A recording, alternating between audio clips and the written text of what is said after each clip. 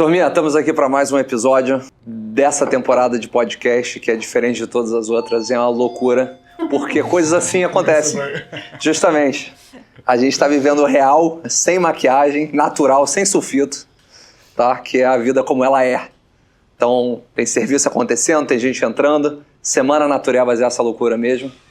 E essa temporada é uma ação conjunta entre essa figura aqui do meu lado, que vocês com certeza conhecem, nossa querida Liz Cereja, que é a dona idealizadora da feira Naturevas, bem como proprietária da Enoteca, que é onde a gente está gravando. E vocês, se você está assistindo isso, você provavelmente já assistiu os outros episódios, então você já sabe como que os episódios são, informais, sem script, sem roteiro, justamente pro produtor. Tem um mínimo de organização. Justamente para a pessoa que sentar aqui no meio da gente ter liberdade, né, poética, para poder falar sobre o que quiser. Se quiser recitar poesia, fica à vontade, tá tudo certo. Cantar, batucar, tá tudo certo, tá, vale tudo. Então é o seguinte, quer apresentar o nosso convidado dessa vez, que você conhece ele melhor que eu? Só um minutinho que agora eu tenho que... Gente, perdão. Cara, eu tô falando que esse podcast tá em insanidade. Meu querido, é um prazer ter você. Obrigado. A gente vai falar hoje de uma coisa que a gente fala muito pouco no Brasil. Eu falei recentemente, até bastante, porque eu acabei de visitar a região do Alentejo, que é da onde as talhas realmente, eu acho que são não sei nem se originárias, você vai poder falar disso melhor, mas com certeza é o lugar que a gente, no mundo, quando pensa em talhas, até hoje, a gente pensa no Alentejo e tem um movimento, acho muito forte de pessoas como você, querendo garantir que isso não vai morrer, que isso continue vivo.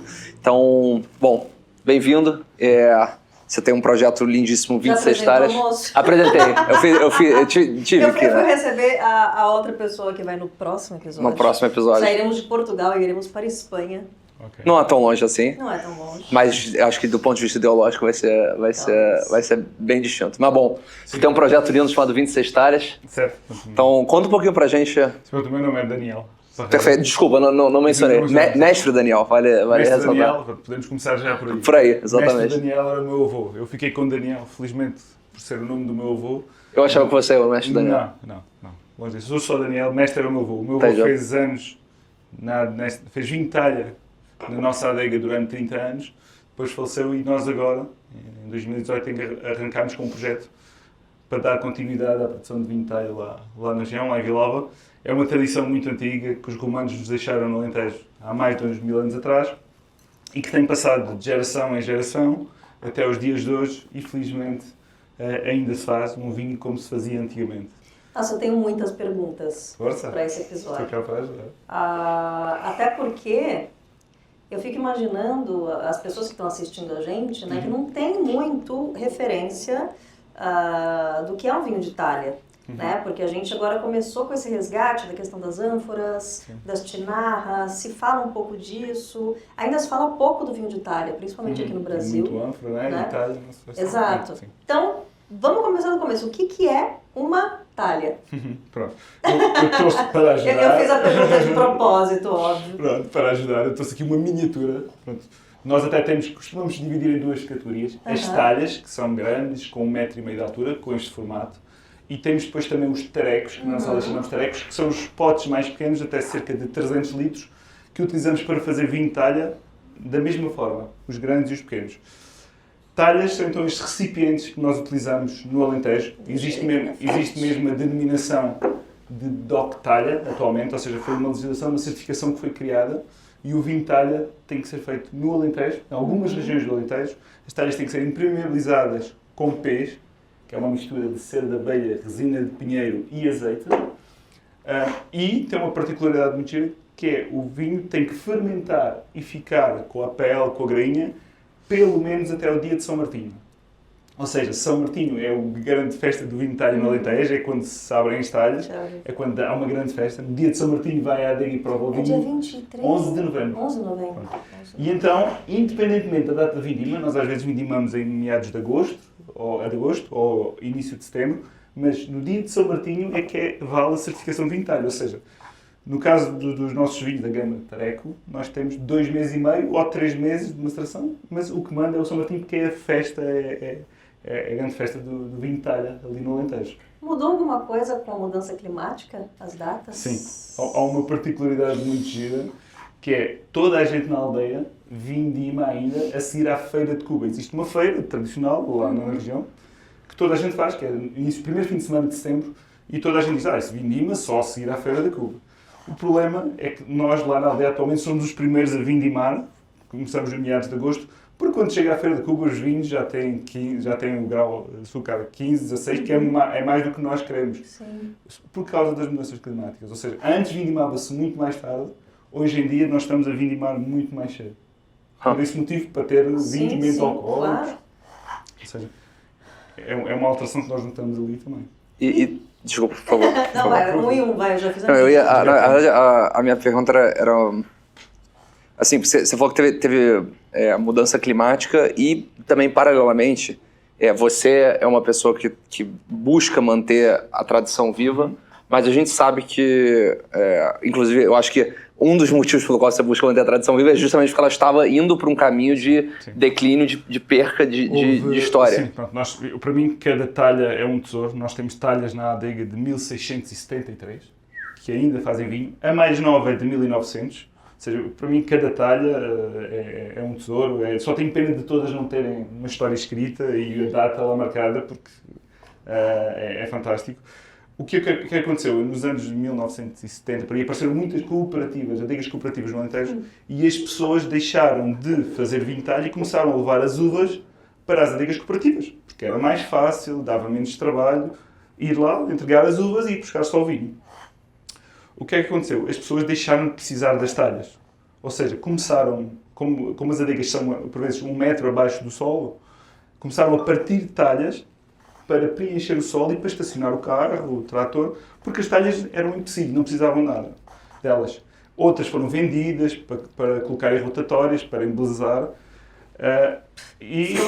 Flores para colocar em rotatória, para embelezar é foda. Muito em Portugal, muitas. Cada vez que eu vejo uma, quase que choro, porque é uma pena, é mau emprego. Saiu da adega para ouvir buzinada, é duro. Pronto. Ou seja, nos anos 90, o vinho de talha no Alentejo teve quase a desaparecer. Entendi. Ou seja, houve muitas adegas que se perderam, que desapareceram, que viraram um edifício normal. Nós, por exemplo, há lá 3 adegas em Vila Alva, que a nossa teve fechada porque o meu avô faleceu em 1985, então houve ali um período que não houve produção e nós retomámos agora em 2018. Mas na aldeia toda a gente sempre fez vinho de talha e continua a fazer.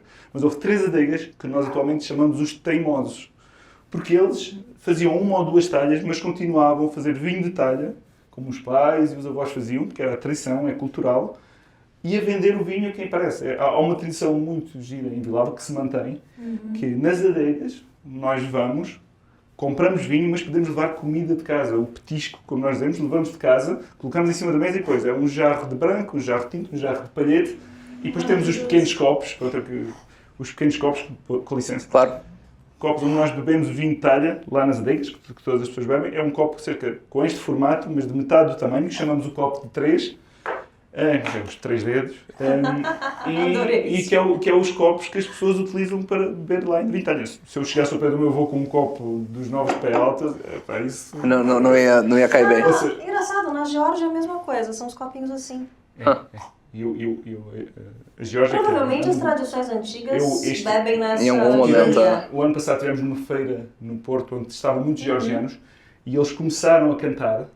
Maravilhoso, polifonia. E nós no Alentejo, nas adegas alentejanas, quando bebemos os copos, até quem não sabe cantar, começa a cantar. E a letra é completamente diferente, a língua é diferente, mas o som, a sonoridade é muito semelhante. O canto alentejano é famosíssimo, né? Canto tradicional alentejano. E nós o que ouvimos ali é muito parecido a mesma. Eu até me arrepiei na altura porque parece que um país tão longínquo, mas foi uma tradição. As mesmas tradições. Interessante. Que veio. A minha pergunta, na verdade, não era nem sobre isso, mas ela precisava desse contexto.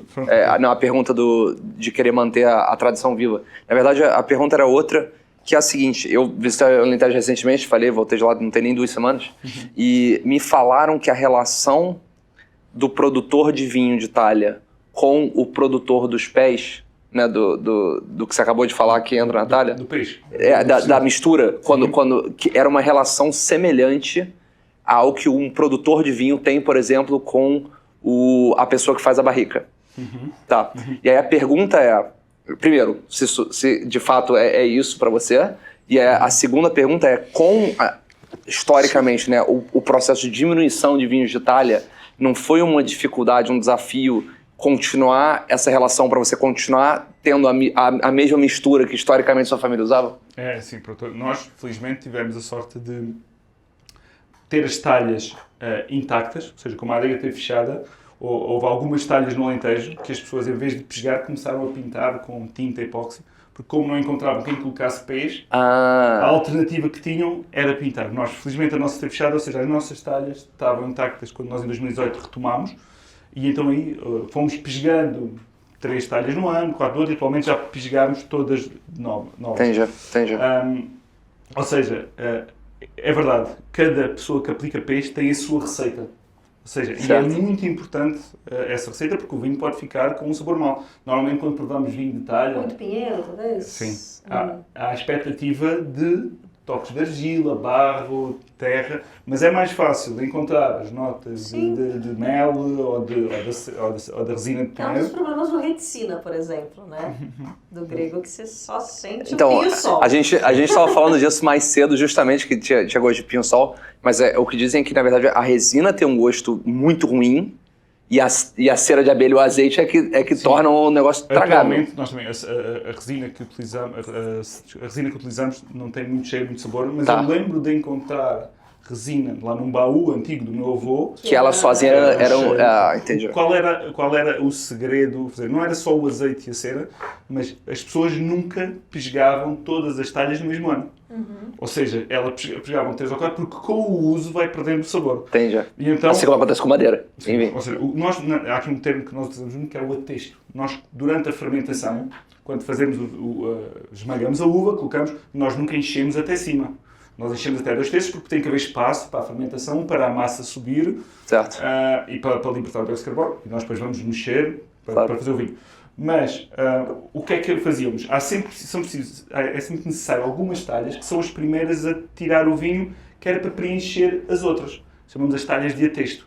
Então muitas vezes o que se fazia, essas talhas que eram pesgadas nesse ano, eram utilizadas para talhas de atesto, porque o vinho estava lá só cerca de 15 dias, 3 semanas, e depois passa para as outras talhas, porque as talhas depois têm que ficar cheias. Então, acabando a fermentação, essas talhas de atesto, o líquido passava para as outras que já tinham sido pesgadas há mais tempo e então não ficavam tão marcados com o sabor. Vou só fazer um parênteses, porque assim, pra gente é normal, mas por que se faz isso nas talhas ou nas ânforas ou em qualquer jarra de barro? Se você tem moringa em casa, você sabe que você tem que colocar um pratinho, né? Porque a água ela vai vazando, né? Aquela moringa vai suando. Com o vinho é a mesma coisa. Né? Então, um dos grandes problemas, por exemplo, da galera que começa a fazer vinho em ânfora ou em qualquer ambiente de barro e não faz essa selagem, né, seja com cera de abelha ou de uma maneira tradicional, por exemplo, como eles fazem, é que o vinho começa a transbordar, você perde o seu vinho. Né? Então isso é muito importante justamente para elaboração, para o vinho não sair pelos poros do próprio barro. Né? Embora tenha uma porosidade, né, essa mistura da cera de abelha, da resina, é muito menos do que só a jarrinha sem nenhum tipo de porosidade. E uma pergunta interessante, como que se aplica? Pronto, é isso. Eu vou só acrescentar um pequeno... É muito importante para a higienização da talha, estar impermeabilizada, ter esta mistura, porque nós podemos lavar à vontade, nós só aplicamos água, muita água, mas é só isso. E porque se tiver, costumamos dizer que o barro também bebe o vinho. Sim, exatamente. Claro que cada talha, em função do produtor, há umas mais porosas, menos porosas, mas é um facto que assim é melhor. Qual era a pergunta?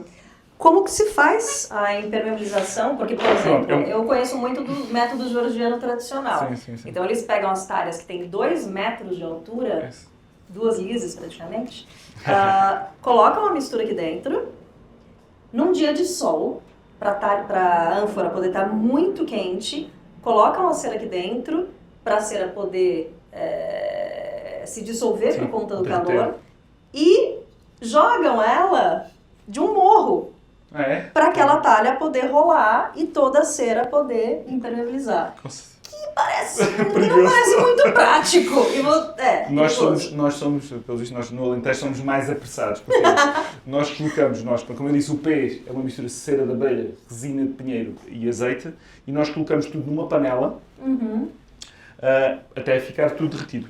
Ao mesmo tempo que o peixe está a derreter, nós colocamos as talhas de cabeça para baixo sobre o lume, ou seja, não esperamos pelo sol, metemos também a talha, e este é um trabalho, lá está, também é muito difícil, voltar, são talhas muito grandes, com cerca de 2 metros de altura, voltar, para colocar para quê? Tem 2 razões. Pôr o peso antigo, primeiro sair, escorrer, ou seja, assim, o peso antigo que lá está, que pode ter mau sabor, se a talha não for utilizada há muito tempo já pode estar a saber mal, sai, e depois quando está bem quente, ou seja, quando nós já não conseguimos quase tocar na talha, aí sim colocamos a mistura lá dentro e rebolamos, não a descer, rolamos a talha no chão, de modo a que toda a superfície interior da talha fique revestida. Sim. Mais prático. Mais prático. Trabalhoso, porém mais prático. Mas eu não sei como é que eles seguram as talhas ou as ânforas. Talvez não segurem.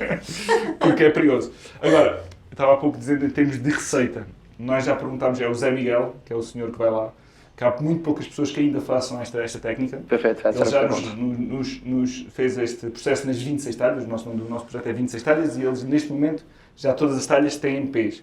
Mas nós já lhe perguntámos, nós mais ou menos já sabemos fazer, ou seja, isto é algo que nós já sabemos fazer, mas qual é a receita? Qual é a quantidade de cera de abelha, de resina de pinheiro, mais ou menos para nós, um dia, se acontecer alguma coisa, que podemos continuar. E ele coloca tudo na panela, vai lá com um pau, mergulha, parece a nossa avó fazer um licor e diz, está bom, e nós, pronto, ok? Ou seja, é experiência. Sim. É tal como fazer vinho de talha, que é algo muito intuitivo, que as pessoas mais antigas nos ensinam sempre alguma coisa, porque toda a vida fizeram isto. É o mesmo caso do Zé Miguel, que ele também faz talhas não, potes mais pequenos, e sempre pesgou. Já o pai dele fazia, ensinou-lhe, e ele atualmente faz-nos isto. E nós não deixamos de pesgar sem ele, porque temos ali uma voz de comando, de confiança, e que sabe o que está a fazer. E é só no Alentejo que tem talhas? As talhas grandes,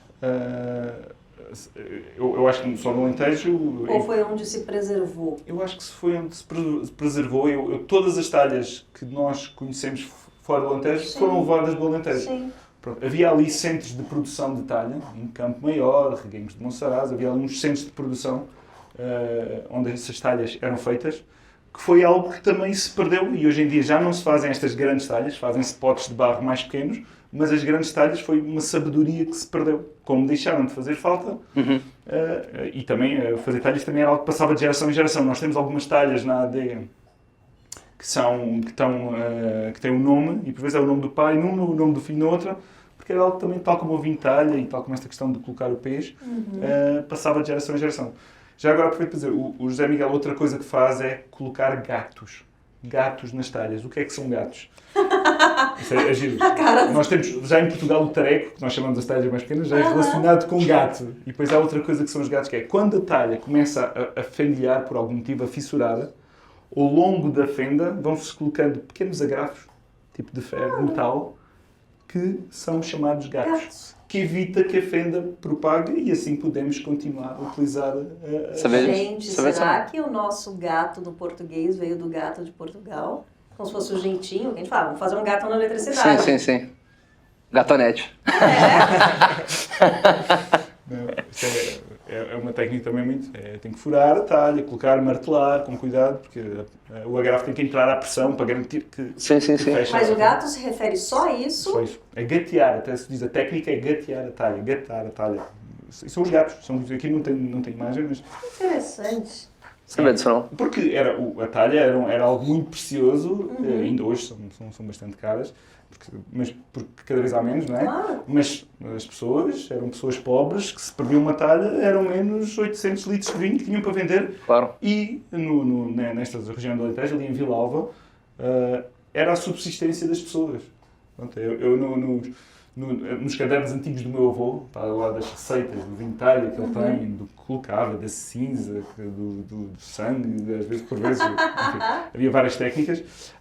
Ele também tinha lá os dutos, e era muito, tipo 70% era vinho de talha, fazia 10% de abafado e também aguardente.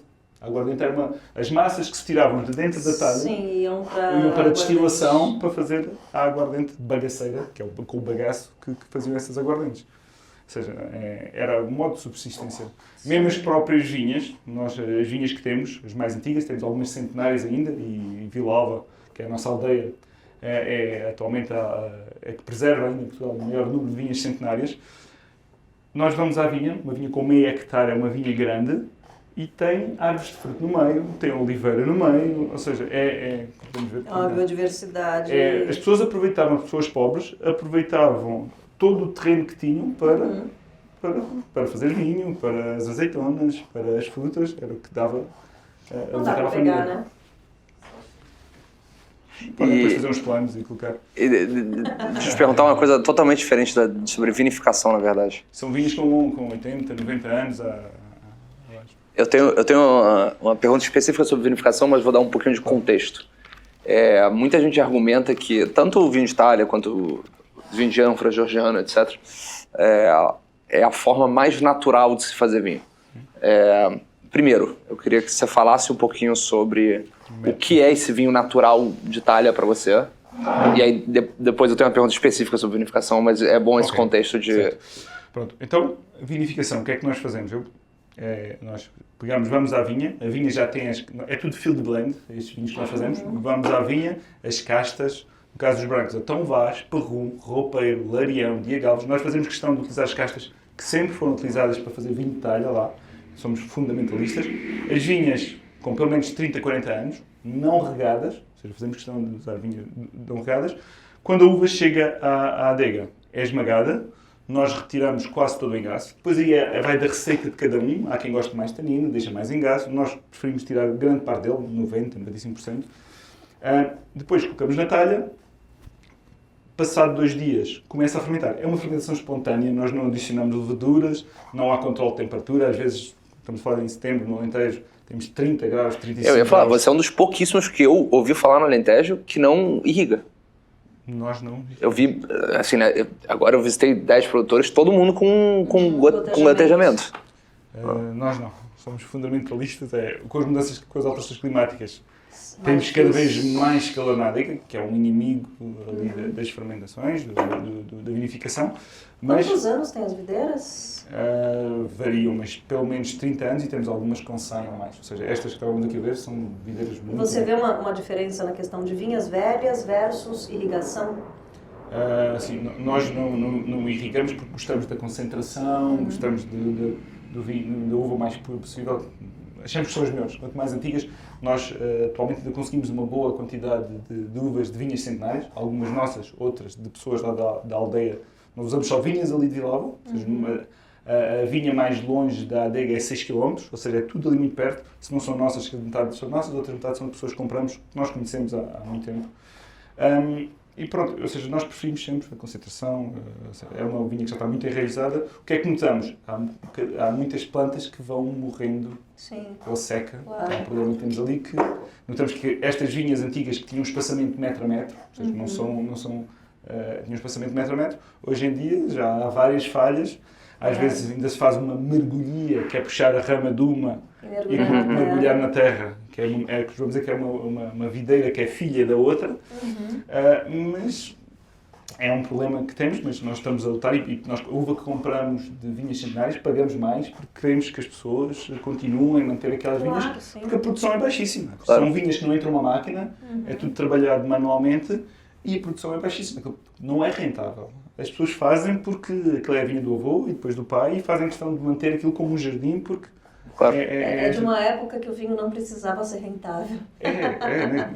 E eu lembro do meu avô de ir na carroça de burro com ele, nas vinhas, e ele dizia, olha ali aquela vergonha, não tomam conta da vinha. Hoje em dia, se ele passasse lá, era ataque de coração.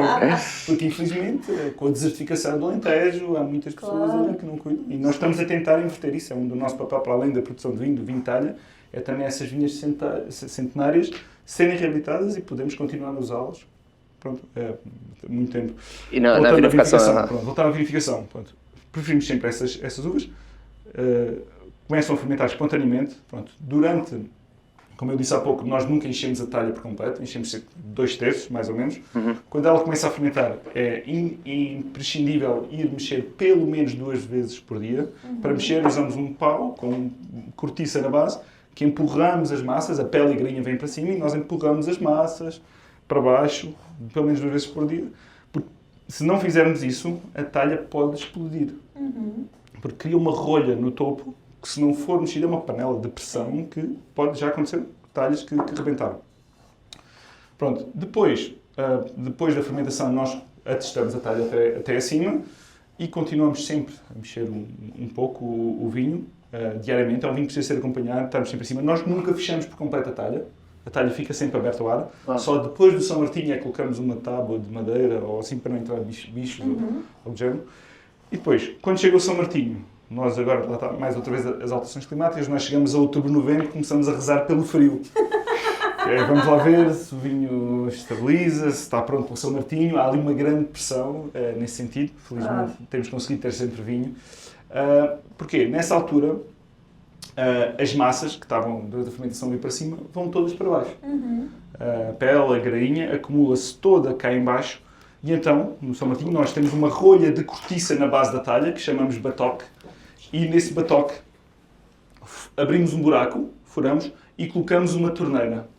Pronto. Essa torneira, quando nós colocamos e abrimos, o vinho vem sujo, vem turvo. Claro. Mas passado cerca de meia hora, 1 hora a escorrer, o vinho começa a ficar limpo.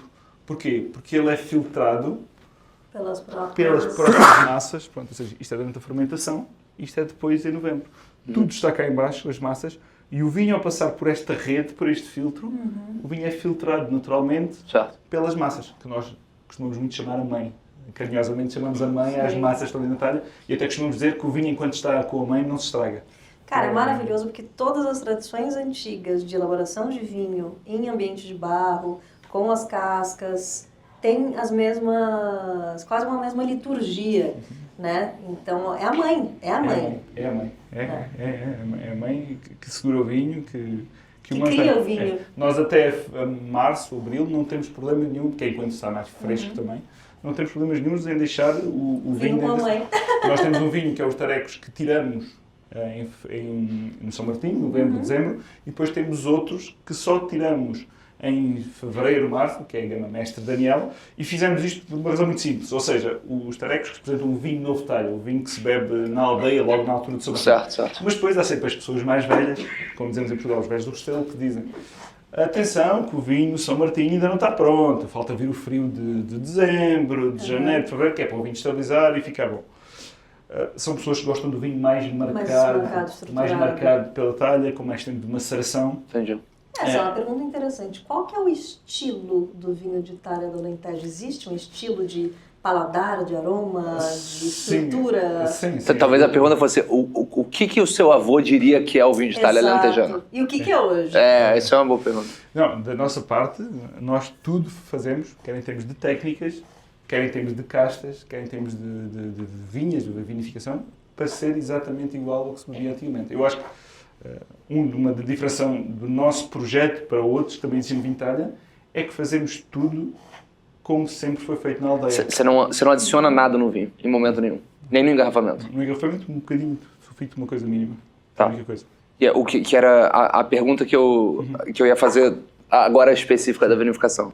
É uma vinificação, acho que não tem como não argumentar que não é uma vinificação natural, porque nada é adicionado. Você falou que adiciona um pouquinho de sulfito antes de engarrafar. Então, até engarrafar, visto que você não usa nada aparentemente, o que pode dar muito errado e se você já teve alguma experiência com uma coisa dando muito errado durante a fermentação, etc. Todo produtor de vinho já fez vinagre. Perfeito. Houve coisas que correram mal, pronto. Em termos de vinificação, já tivemos um ano, 2 talhas que ficou vinagre completamente. Porquê? Estava numa zona talvez mais quente da adega, fez mais calor, nem sabemos explicar muito bem, mas acontece, é frequente. Ou seja, quando chegou alto, porque nós, quando ali colocamos sulfitos, uma quantidade nunca engarrafamos. No que se bebe na adega e no que as pessoas levam para casa, nós não colocamos e as pessoas bebem diretamente.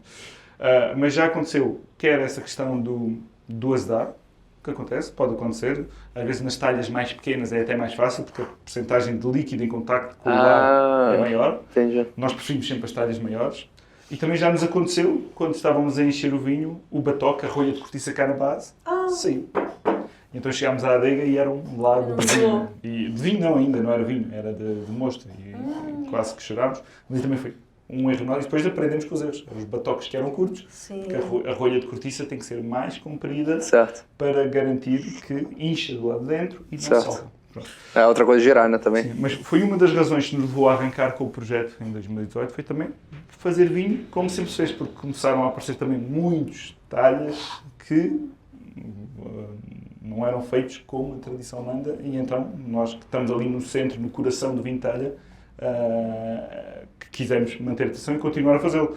Porque há muito vinho de talha no Alentejo e grandes casas com vinho de talha, sempre houve, mas em termos de tradição local, de todas as pessoas fazerem em casa, é nestas aldeias de Vila Alva e Vila de Frades, que têm várias ruínas romanas ali à volta e vinhas centenárias, que o vinho se faz culturalmente. Porque sim, não era só para negócio, as pessoas faziam para conviver, é também chamado vinho dos amigos.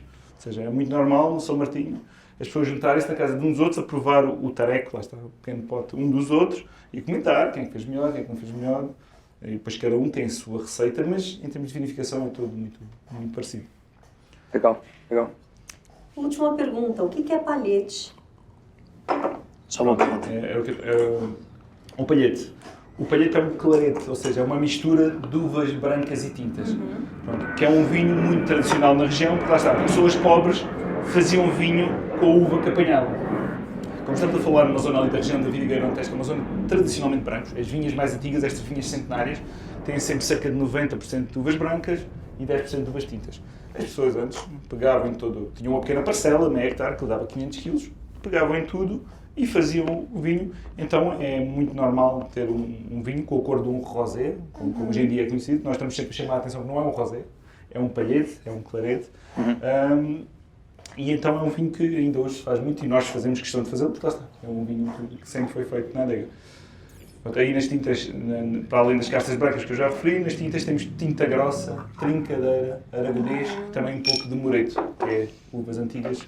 Eu vou fazer uma última pergunta sobre isso, porque é uma coisa que eu tenho curiosidade. Em Portugal em geral, mas também, obviamente, quando a gente fala de vinho de talha do Alentejo, é muito comum não ter foco nenhum em casta. Você ter blend de vinhas velhas, você nem discriminar quais castas você usa. Existe registro ou a cultura de você também fazer monovarietais nesse estilo? Porque eu desconheço. Sim, não costumava haver, porque as vinhas mais antigas eram todas misturadas. É quase impossível ir lá escolher. Nós hoje, que somos mais novos, às vezes temos que pedir ajuda aos avós e aos nossos pais para saber quais são, que eles só pela folha conhecem. Sim. E nós pela uva sabemos, mas só pela folha eles conhecem. Ou seja, é uma loucura. Até pela riqueza de caixas que Portugal tem, né? São centenas e centenas. Sim. Ou seja, nós, por acaso, temos um monovarietal, que é de uma vinha mais recente, 30 anos, que é tinta grossa. Como é uma casta que até é tinta grossa, na região da Vidigueira costumamos dizer que é tinta grossa, a tinta da nossa. É uma casta autóctone dali e que achamos que fica muito bem no vinho de talha, então é a única que nós conseguimos arranjar ali cerca de 1000 kg e fazer uma talha para fazermos uma talha única, são 900 garrafas por ano. Mas de resto, eu digo que vinho de talha mais tradicional é field blend. E varia de um ano para o outro. É uma coisa muito importante ali, é qual é o momento para apanhar a uva. Perfeito, porque cada uma amadurece diferente. Vamos à uva, tipo, nós, por exemplo, provamos o Diego Alves ou o Larião, está verde, o Bago ainda muito verde. Depois vamos ao Tom Vaz ou ao Roupeiro e já está quase passa. Mas é muito importante isso do vinho de talha, porque temos ali o doce, temos a acidez na contraposição, e é ali na altura certa. No fim da brincadeira toda, elas se ajustam. É muito giro, porque quem plantava as vinhas tinha logo um papel enológico muito forte. Que era ele que definia, era a receita dele de uvas que definia depois o estilo de vinho. Nós no primeiro ano íamos começar, era uma brincadeira, íamos começar a fazer vinho de talha, recomeçar a fazer vinho de talha, e então íamos só fazer um branco, estávamos a começar. Mas houve uma talha que nós fizemos com uma vinha plantada ainda pelo meu avô, pelo mestre Daniel, uma vinha com cerca de 50 anos, que nós colocámos, está a 1000 kg, colocámos numa única talha. E depois veio o São Martinho, abrimos as talhas todas e toda a gente provava aquela talha e dizia: esta talha está muito boa, esta talha está muito boa, está fantástica. E até que um tio meu mais velho entrou lá e falou: epá, isto faz-me lembrar o vinho de talha que se bebia aqui na aldeia há 30 anos atrás.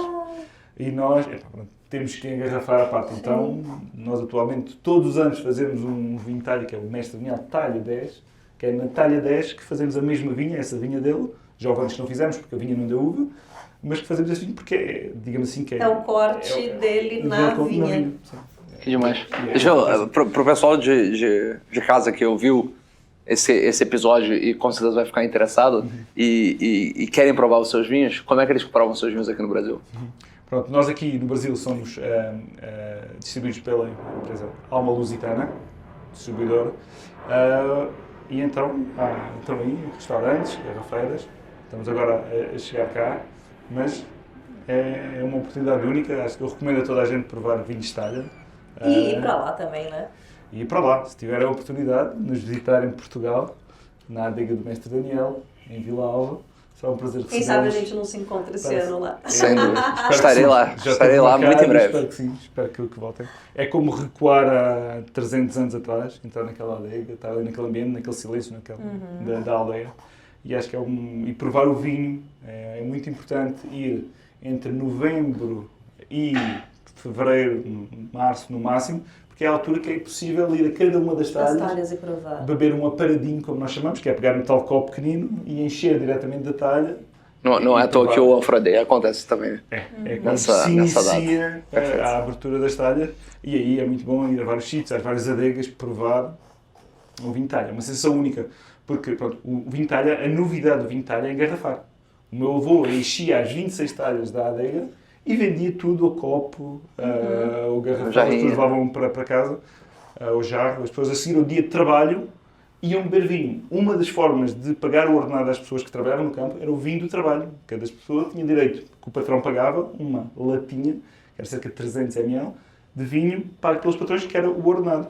Então, só há 15 anos atrás é que se começou a engarrafar o vinho talha, e é uma das formas que também encontramos de salvar o vinho talha e de recuperar a tradição, que é o que permite trazer o vinho aqui para o Brasil, para os Estados Unidos, para o Japão, para outros países que nós exportamos, e mostrar esta tradição. Para nós, para uma aldeia de 400 habitantes, como é Vila Alva, é um grande orgulho que conseguimos exportar vinho para vários países e dar a conhecer ali a nossa riqueza que temos ali no Japão, que eu acho que é um tesouro que temos ali, que teve quase a desaparecer e que felizmente hoje estamos a conseguir. É para nós um orgulho, os tais teimosos que continuavam com as adegas abertas, que só faziam 1 ou 2 talhas, atualmente fazem se calhar 20 ou 25 talhas, e para nós enche-nos de orgulho, e cada pessoa que vai lá à nossa adega pedir que quer comprar um garrafão de vinho, nós dizemos: vão ali, que há vinho muito bom, e caramelo, não é? Assim, que é vinho feito como sempre foi feito, por isso aproveitem.